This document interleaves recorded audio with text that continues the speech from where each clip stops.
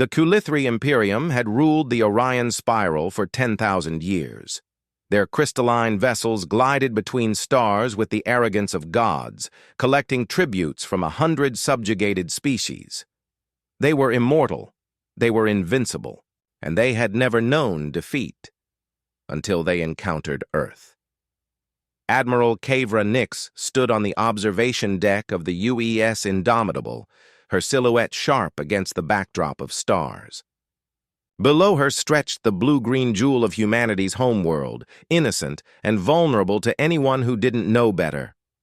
"They've destroyed another colony," she said, voice steady despite the rage coursing through her veins. "Nueva Esperanza. 8 million civilians. The Kulithri claimed it was punishment for expansion beyond authorized parameters."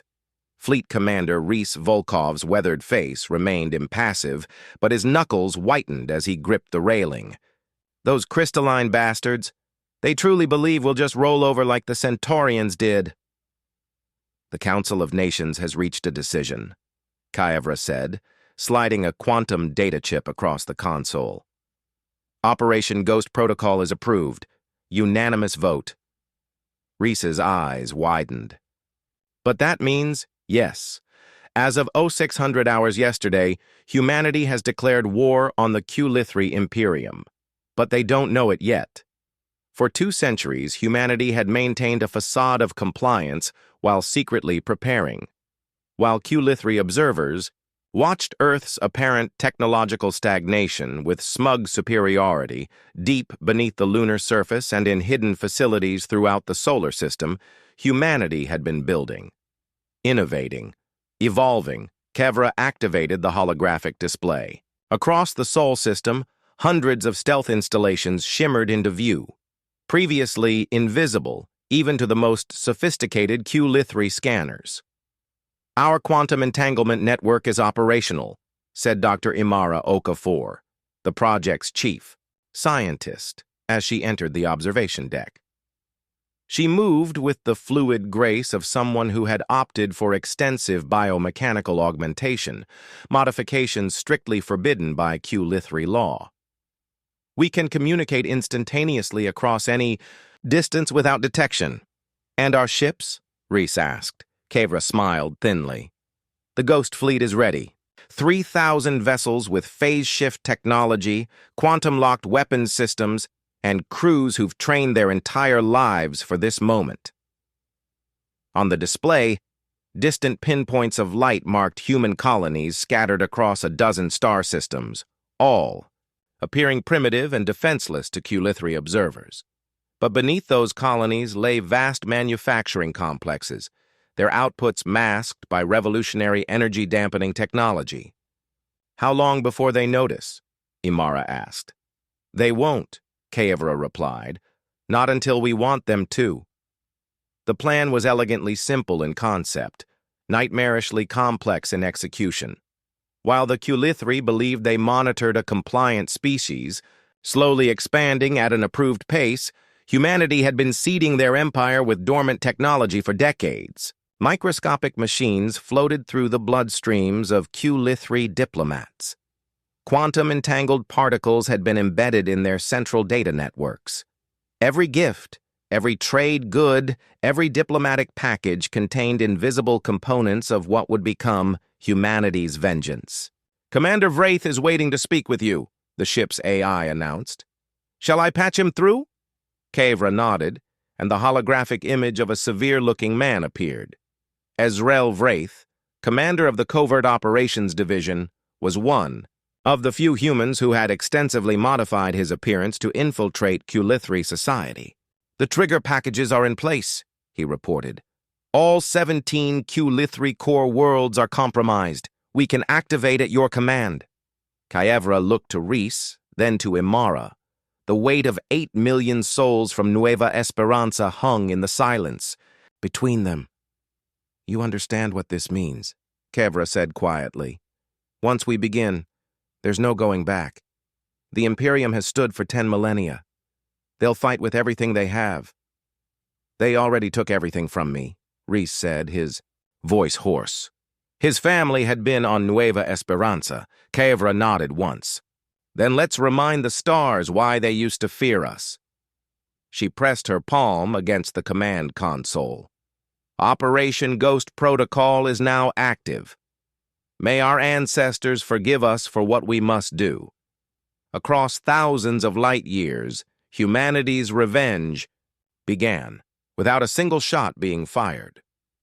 The Kulithri High Command vessel Eternal Radiance hung in orbit around the imperial throne world of Kovash, its crystalline facets capturing and amplifying the light of the system's twin suns. Within its prismatic halls, Supreme Commander Kathraz examined reports with growing confusion. Another communication hub has gone silent, his adjutant reported. That makes 17 critical nodes in the past month. Kathraz's translucent appendages rippled with irritation. And the investigation teams?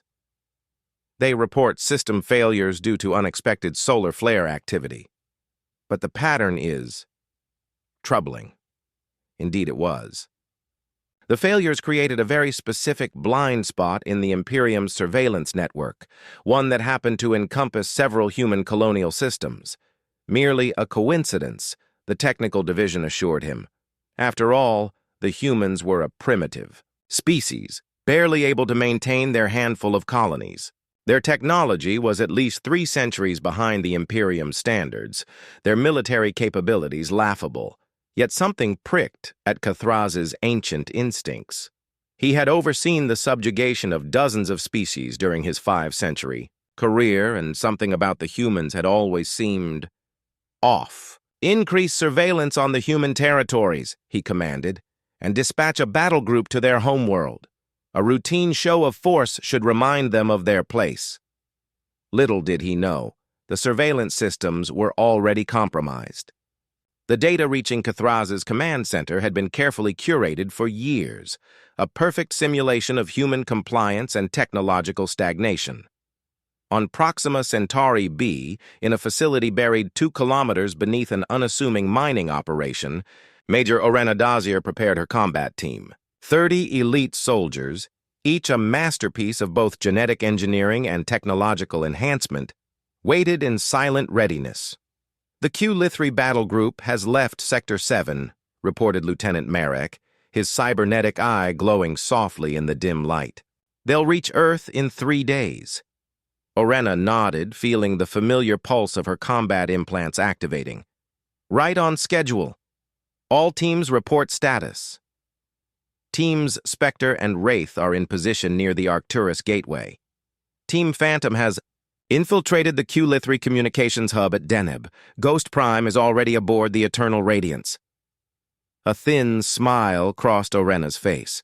The humans aboard the Kulithri flagship had been in place for years, disguised as maintenance drones, biomechanical constructs that the crystalline aliens used for menial tasks.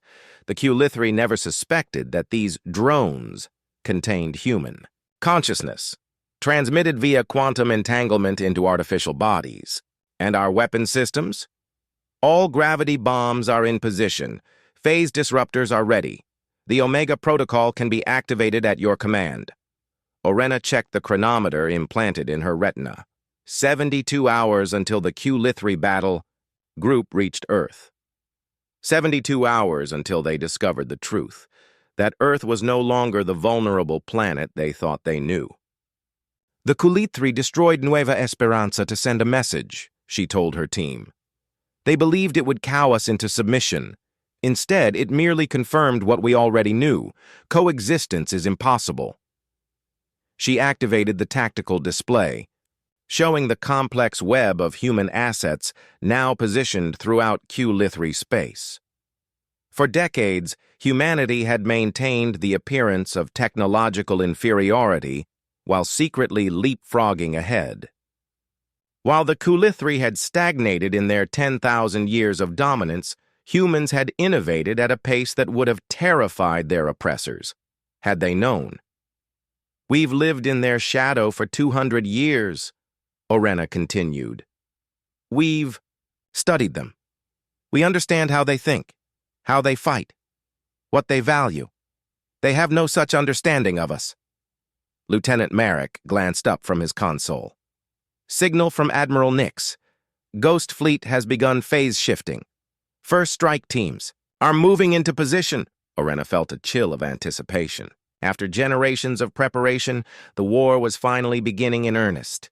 A war the enemy didn't even realize had been declared. "Remember Nueva Esperanza," she said quietly. "Remember what they took from us. And remember that when this is over, no species will ever again mistake humanity's patience for weakness." Throughout Q-Lithri space, human operatives waited for the signal, hidden in plain sight, embedded in critical systems, positioned at strategic choke points. The Imperium that had stood for 10 millennia was about to discover that the quiet species they had so casually oppressed had been silently preparing their downfall all along. The stars themselves seemed to hold their breath.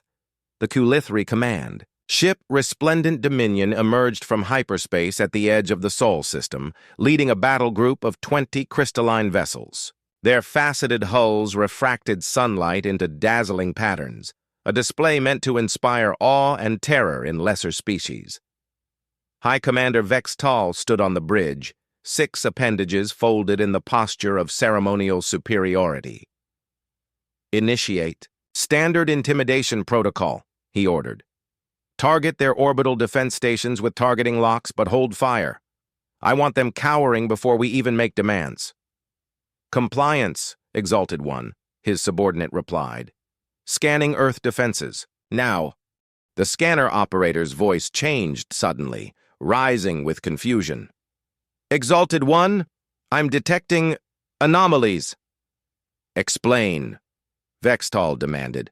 "Earth's defense grid appears different, more extensive than our records indicate. And there are energy signatures I cannot identify." Vex Tal moved to the scanning station, his crystalline form shimmering with irritation. "Impossible. Our last inspection was merely 3 solar cycles ago. Their technology advances at a predictable rate. They cannot have—" An alarm blared, cutting him off. On the tactical display, dozens of objects suddenly appeared, seeming to materialize from empty space around his battle group. "Phase shift detection," shouted his tactical officer. "Unknown vessels decloaking on all sides." Vex Tal's crystalline form pulsed with shock as the tactical display filled with human warships. Hundreds of them, appearing from nowhere, their designs unlike anything recorded in Q-Lithri databases. "Open communication channels," he ordered, his voice tight with sudden uncertainty. "Remind them of the consequences of resistance." But before his communications officer could comply, every system on the Resplendent Dominion went dark. Emergency lighting cast eerie shadows across the bridge as Vex Tal realized the impossible truth. His mighty vessel had been completely disabled by an enemy they had dismissed as primitive.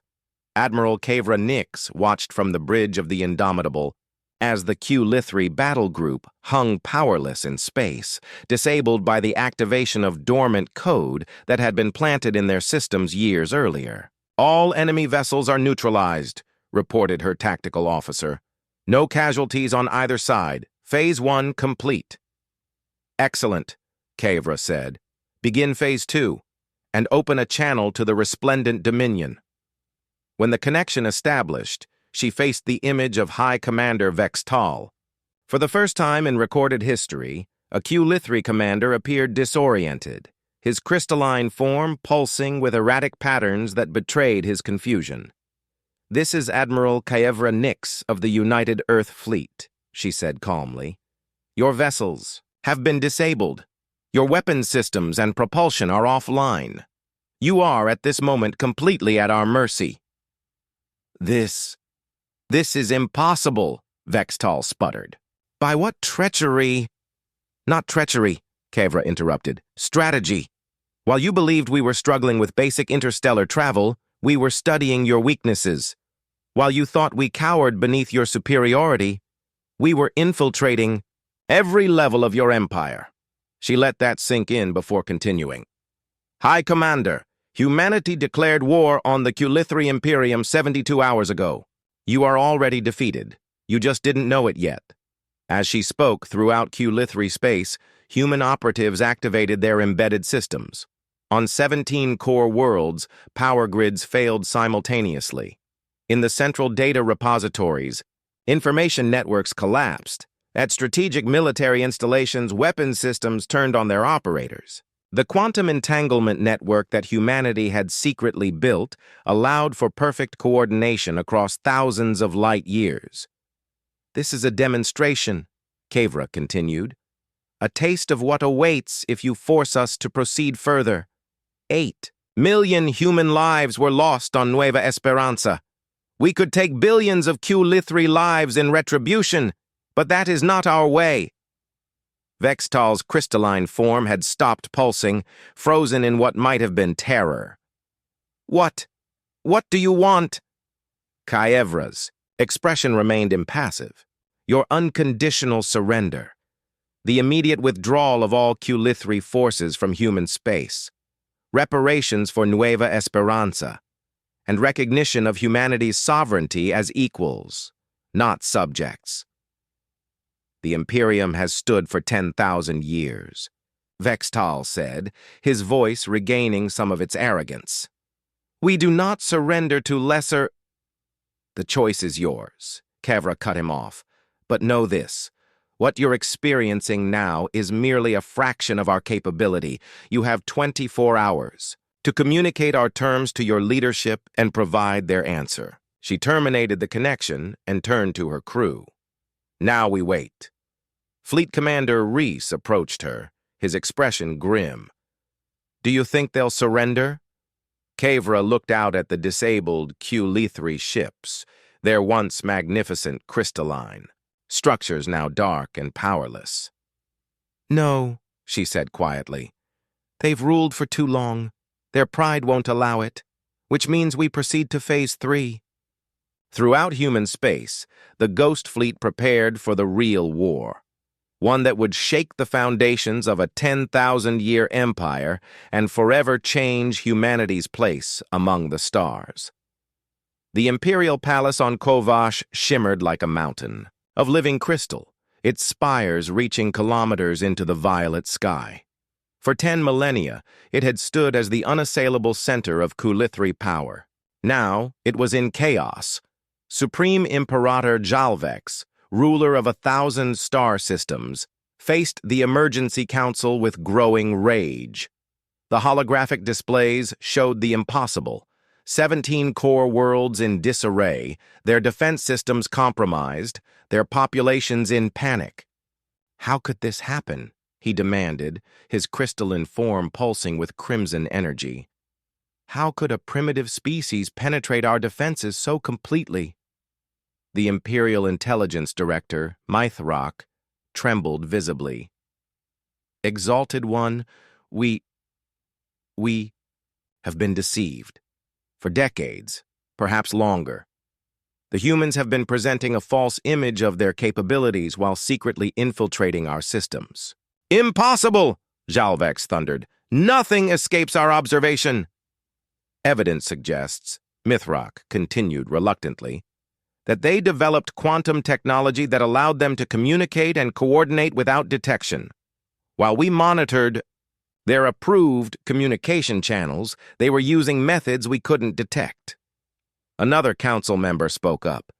"The human ultimatum expires in 6 hours. Exalted One. We must decide." Jalvex's form pulsed with indignation. "Surrender to humans? Unthinkable. We will crush this insurrection like all others before it." "With respect, Exalted One," the military high commander interjected, "we have lost contact with 30% of our fleet. Our remaining forces are scattered, and we cannot trust our own systems. The humans have demonstrated capabilities beyond our understanding." Jalvex raised himself to his full height, towering over the council. "We are the Q-Lithri. We have ruled the stars since before these creatures crawled from their primordial oceans. I will not be the Imperator who surrenders to mammals." As if in response to his defiance, the palace lighting suddenly failed. When emergency systems activated moments later, a human figure stood in the center of the council chamber, a holographic projection of such perfect fidelity that several counselors recoiled in shock. "I am Admiral Kyevra Nix of Earth," the projection announced. "Your time has expired, and we have received no response. We interpret this as rejection of our terms." "How dare you intrude upon imperial proceedings?" Jalvex raged. "This sacrilege alone warrants the extinction of your species." Kyevra's expression remained impassive. "Your threats mean nothing. While we've been talking, human forces have taken control of your shipyards at Altaris. Your cloning facilities at Vextal are now under our control. The defense grid protecting this very palace has been compromised. To demonstrate, the palace shields, impenetrable for 10 millennia, flickered and died. This is your final opportunity," Kyevra continued. "Surrender, or we will dismantle your empire piece by piece." Jalvex's rage manifested as actual energy, crackling around his crystalline form. "Never! The Q-Lithri do not surrender. Launch all reserves, activate the Sunkiller weapons, burn their worlds to ash." Kyevra's holographic form nodded sadly. "As expected, you've made your choice." She looked directly at the other council members. "Remember that your Imperator chose extinction over peace." The hologram vanished, leaving the council in stunned silence. In deep space, aboard the stealth command vessel Nemesis, Kyevra ended the transmission with a heavy heart. "They've chosen war," she informed her command staff. "Activate Omega Protocol." Throughout Q-Lithri space, dormant systems awakened. On hundreds of worlds, in thousands of facilities, the hidden tendrils of humanity's preparation became active. The quantum entanglement network that spanned the Empire allowed for perfect synchronization. "First reports coming in," Commander Ezreal Vraith announced, monitoring the tactical display. "Q-Lithri military command structure is fragmenting. We've isolated 83% of their fleet. Planetary defense systems are offline on 22 worlds." Kyevra watched the display as centuries of human planning unfolded with terrible efficiency. The Q-Lithri had built their empire on technological superiority and fear. They had never imagined that a lesser species could surpass them, and that blindness would be their undoing. "The Sunkiller weapons?" she asked. "Neutralized," Ezreal confirmed. "Their doomsday options have been our first priority." Dr. Imara Okafor approached, her augmented eyes scanning data streams invisible to others. "Admiral, we're detecting unusual energy buildups in the Q-Lithri capital. They may have weapon systems we haven't accounted for." Kyevra frowned. "Order Ghost Prime team to investigate immediately. And inform all commanders. We want surrender, not extinction. Minimize Q-Lithri casualties whenever possible." As her orders spread across human forces, Kyevra watched the tactical display with mixed emotions. The Q-Lithri had dominated the stars through fear and technological superiority for 10 millennia. Now that age was ending. Not with the apocalyptic battle between fleets, but with the quiet superiority of human innovation and patience. The stars were witnessing the twilight of an empire and the emergence of humanity as a force that could no longer be ignored. Deep beneath the crystalline surface of Kovash, Ghost Prime team moved through ancient tunnels that predated even the Q-Lithri Empire. Commander Liv Aronson led the infiltration team, her biomechanical enhancements allowing her to perceive spectrums beyond normal human vision. "Energy readings are off the charts," she whispered into the quantum comm. "Whatever they're powering, up down here, it's unlike anything we've encountered before." The 6-member team had infiltrated the planet using phase shift technology that rendered them virtually undetectable. Each operator was the pinnacle of human enhancement, part organic, part machine, with neural interfaces that allowed instantaneous communication and coordination. "Central chamber ahead," reported Kenzo, their tech specialist. "I'm detecting massive power conduits converging there." As they approached, the tunnel opened into a vast spherical chamber. At its center floated a pulsating crystalline structure, a perfect dodecahedron that seemed to bend light around it, creating disorienting visual effects. "What are we looking at?" Liv asked, her enhanced vision struggling to process the object. "I believe," Kenzo replied slowly, "this is the source of their dominance. Some kind of dimensional technology. The readings suggest it's tapping into energy from somewhere else." Before they could investigate further, a resonant voice filled the chamber, speaking perfect human standard. "Impressive! No other species has discovered this place in 10,000 years. From a hidden entrance emerged a Q-Lithri unlike any they had encountered.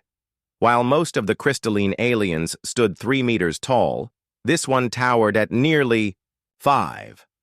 Its crystalline structure contained swirling galaxies of light, as if entire star systems were trapped within its form. "I am Zhaltor, last of the architect caste," the massive Q-Lithri announced. "You humans have accomplished what we thought impossible. You have brought our empire to its knees." Liv raised her weapon, a phase disruptor capable of shattering crystalline structures at the molecular level. "We're here to shut down whatever weapon you're activating." A sound like crystal chimes filled the air. Q-Lithri laughter. "Not a weapon, clever human. An escape. What you see before you is the heart of ascension. The technology that first elevated my species from mere physical beings to our crystalline form." The dodecahedron pulsed faster, its facets rotating impossibly. "Your admiral believes she has trapped us, but she doesn't understand. The Q-Lithri Empire was always merely a phase, a 10,000-year preparation for our final evolution." With growing horror, Liv realized what was happening. Throughout Q-Lithri space, as their military and political structures collapsed under human assault, the crystalline beings were not fighting to the death as expected. They were converging. "On hidden chambers like this one. All forces, priority alert," she transmitted across the quantum network. "The Q-Lithri aren't surrendering or fighting. They're initiating some kind of mass transcendence protocol." On the Nemesis, Admiral Kavra watched with growing concern as reports flooded in from across Q-Lithri space. On world after world, the crystalline beings were simply disappearing. "What in the hell is happening?" she demanded. Dr. Imara Okafor worked frantically at her console. "Energy readings suggest some form of dimensional shift. They're leaving our reality." "Escaping?" Reese asked incredulously. "Or evolving," Imara corrected. "Reports from Ghost Prime suggest this was their plan. All along, the Empire was just a phase in their development."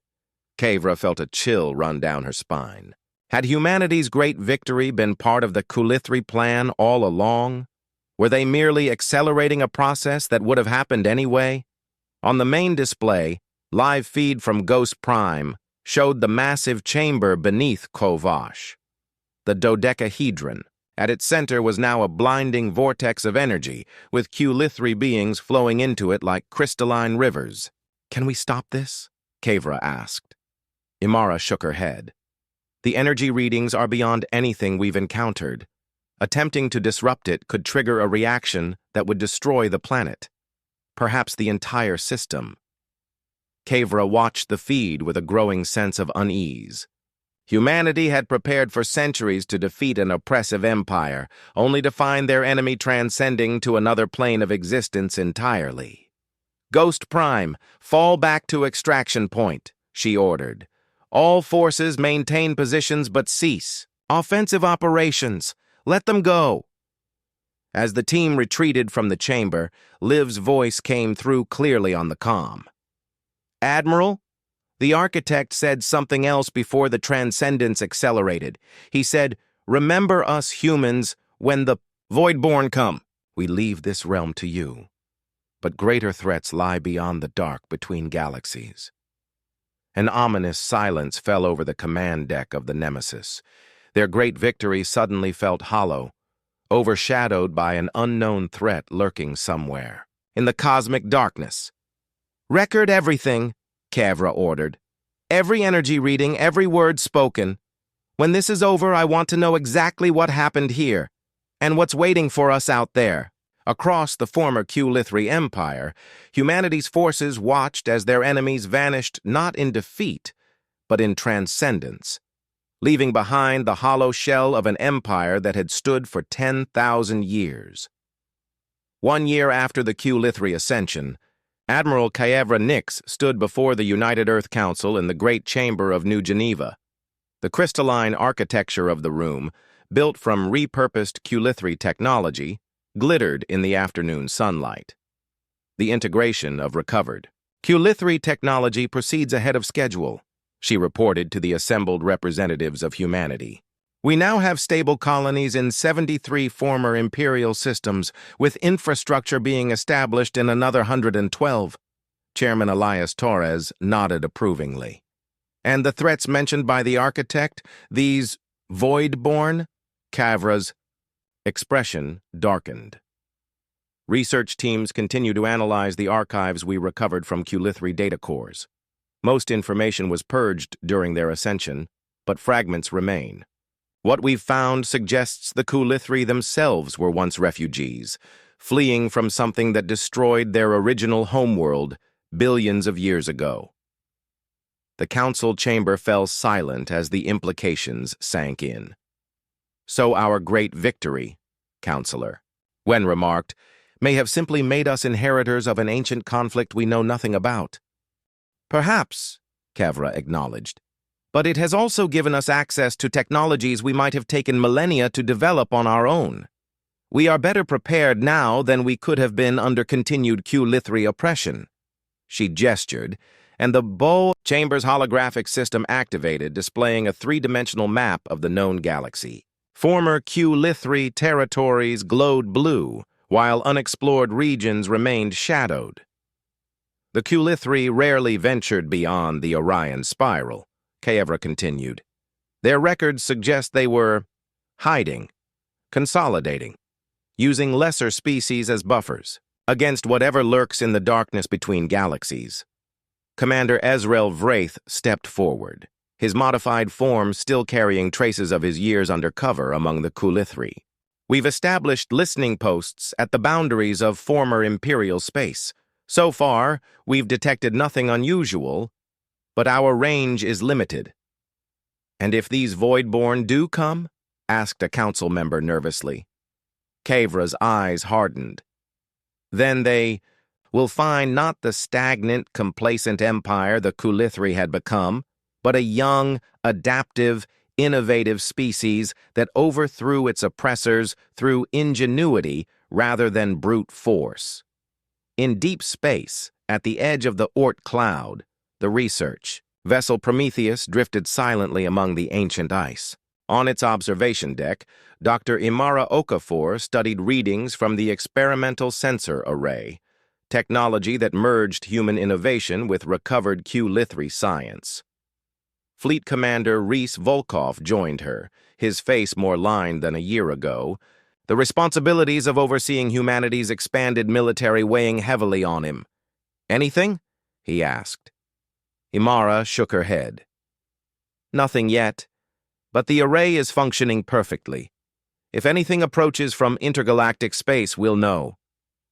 Rhys gazed out at the darkness between stars. "Do you think they were telling the truth about these Voidborn?" "I believe they believed it," Imara replied carefully. "Whether the threat is real or merely something that shaped their civilization through fear, we'll find out eventually." Rhys smiled wryly. "You know, a part of me wonders if the Q-Lithri played us. If their ascension was just their way of saving face, accepting defeat while pretending it was their plan all along." Imara considered this. "Perhaps. But the energy readings during their transition were real. Wherever they went, it wasn't here." She turned to face him. "Does it matter? Either way, humanity has inherited the stars. And their dangers," Rhys added soberly. The sensor array suddenly pulsed, drawing their attention. Imara moved quickly to the console, studying the readings with intense focus. "Is it them?" Rhys asked, tension evident in his voice. After a moment, Imara relaxed. No, just a quantum echo, residual energy from a Q-Lithri transcendence point. Relief washed over Reese's face. Good, we need more time. We'll be ready, Imara assured him. Humanity faced extinction at the hands of the Q-Lithri and instead brought down a 10,000-year empire without firing a shot. If these Voidborn exist, if they come, they'll find we're not the easy prey they might expect. In her private quarters, aboard the Indomitable, now the flagship of humanity's rapidly expanding fleet, Admiral Kaevra Nix reviewed reports from across former Imperial space. Dozens of species once subjugated by the Q-Lithri were now finding their own paths forward, some joining the human-led coalition, others reclaiming independence. A soft chime announced an incoming transmission. When she accepted, Commander Liv. Aronson's face appeared on the screen. Ghost Prime has completed its survey of the Transcendence Chamber on Kovash, Liv reported. We've managed to partially activate the recording systems. You need to see this, Admiral. The screen shifted to show ancient footage, billions of years old according to the dating systems. It showed a night sky unlike any human had ever seen, with unfamiliar constellations, then darkness spreading between stars. Not merely the absence of light, but something actively consuming it. Where it passed, stars winked out. This was recovered from the chamber's memory core, Liv explained as the footage ended. We believe it shows the original Q-Lithri homeworld, before they fled whatever was consuming their galaxy. Kaevra sat back, her mind racing with implications. How long do we have? Unknown. But the Q-Lithri spent 10,000 years preparing for this threat. They chose to ascend rather than face it. Kaevra's expression hardened with resolve. They ran. We won't. She rose and moved to the viewport, gazing out at the stars that humanity had claimed through patience, ingenuity, and the courage to stand against a seemingly invincible foe. Send this footage to all research divisions, she ordered. Priority 1. I want to know what we're facing and how to fight it. As the transmission ended, Kaevra remained at the viewport, her reflection overlaid against the backdrop of stars. The Q-Lithri had ruled for 10,000 years through fear and technological superiority, only to abandon reality itself when faced with a greater threat. Humanity had declared war without a whisper and brought down an empire. Now they would have to decide, would they become the new Q-Lithri, ruling through fear and oppression, or would they forge a different path among the stars? Kaevra smiled grimly. Whatever came from the darkness, it would find that humans did not surrender, did not transcend, did not abandon their reality. They fought, and the stars, which had once looked on in fear as humanity declared silent war against, their oppressors would watch again as humanity stood against the darkness itself.